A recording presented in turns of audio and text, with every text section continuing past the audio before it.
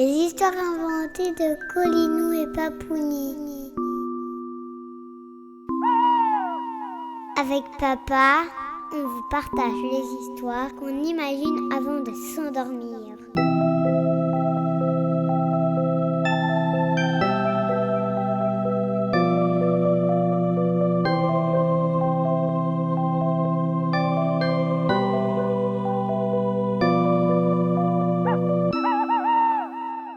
Une histoire de toile. Dans le monde de Mid-Clan vit Kedza. Elle était connue pour sa sagesse et sa connexion profonde avec la nature. Sa chevelure d'ébène cachait un visage aux traits délicats et ses yeux brillaient d'une intelligence vive. Kedza est la gardienne du monde de Mid-Clan. Son rôle est de protéger les habitants des mauvais rêves et des cauchemars. En effet, Mid-Clan est le monde où naissent les mauvais rêves et les cauchemars. Un jour, Kedza reçut un courrier du village de Xolot. Une lettre du chef du village Xolot. Il y a bien longtemps que je ne me suis plus rendue dans cette région. Que peut-il bien leur arriver ? Nichés au cœur d'une forêt luxuriante, les habitants de Xolot étaient inquiets. D'étranges phénomènes troublaient leur tranquillité. Depuis maintenant plusieurs semaines, des toiles de soie apparaissaient mystérieusement un peu partout. Elles étaient tissées, comme sur terre, par les araignées. Mais ici, aucune n'était en vue. Pire encore, les gens commençaient à être frappés de paralysie, leurs membres se figeant sans explication. Certains perdaient l'usage de leurs jambes, d'autres de leurs mains. Un jeune garçon a quant à lui perdu l'usage de la parole. Intrigué, Kedza entreprit de mener l'enquête. Si ces paralysies sont liées à ces étranges toiles, je pense bien savoir qui est derrière tout ça. Je ferais mieux d'aller y jeter un œil. Arrivée à Xolot, elle interrogea les villageois et examina les toiles avec attention.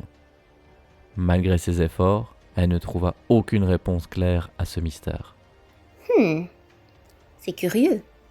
Je n'observe aucune trace des Hongi, les petites créatures que je soupçonne être à l'origine des toiles. Mais alors, comment ces villageois se sont-ils retrouvés paralysés ? Le soir venu, alors que le village était sur le point de s'endormir et que les flambeaux éclairaient les différents chemins du village, Kedza passa à côté d'une toile accrochée à une lanterne. Elle scruta la toile qui y était fixée. Kedza aperçut un Ongui. Ah, Hongi. J'étais sûre que c'était eux. On dirait même un Kuyao. D'un geste curieux, elle toucha le Kuyao, qui signifie araignée de la nuit. Mais aussitôt, son doigt se paralysa, confirmant ses soupçons sur l'origine du Ongui. J'en étais sûre. Ce sont bien les Kuyao qui paralysent les villageois. Les Kuyao et l'ensemble des Ongui sont des formes de vie primitives. Ces créatures sont la forme de vie la plus élémentaire. Elles ont été créées il y a fort longtemps pour capturer les mauvais rêves qui se matérialisent dans ce monde, agissant comme une sorte de remède contre les cauchemars. Les Ongui ont développé des pouvoirs et des formes différentes en fonction des cauchemars qu'ils ont absorbés, ce qui les rend imprévisibles. Les Kuyao sont quant à eux la matérialisation de la peur des araignées. Déterminée à trouver un remède, Kedza utilisa ses compétences pour prélever un peu de liquide sur un des Ongui. Allons examiner ce liquide. Après l'examen de cet échantillon, elle put élaborer un antidote pour soigner les villageois touchés par la paralysie. Au final, c'était beaucoup plus facile que je ne le pensais. Elle comprit également que ces créatures n'apparaissaient que lorsque le flux de mauvais rêves était trop élevé dans cette région. Pour protéger le village, Kedza décida de planter des dahlias noirs autour de Xolot. Ces fleurs, aux propriétés magiques, peuvent absorber les mauvais rêves et ainsi repousser les Ongui du village. Et voilà, grâce aux dahlias noirs, les Kuyao ne devraient plus revenir ici. Peu de temps après, les effets bénéfiques des fleurs se firent sentir. Les habitants de Xolot retrouvèrent leur mobilité, et la paix revint dans le village. Les créatures disparurent, chassées par le pouvoir d'Eddalia. Et seules des toiles vides demeurèrent témoins de cet incident.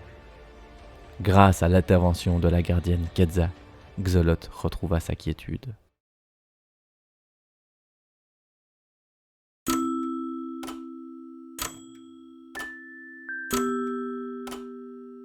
Et n'oubliez pas, vivez des aventures, imaginez des histoires et surtout vivez vos rêves.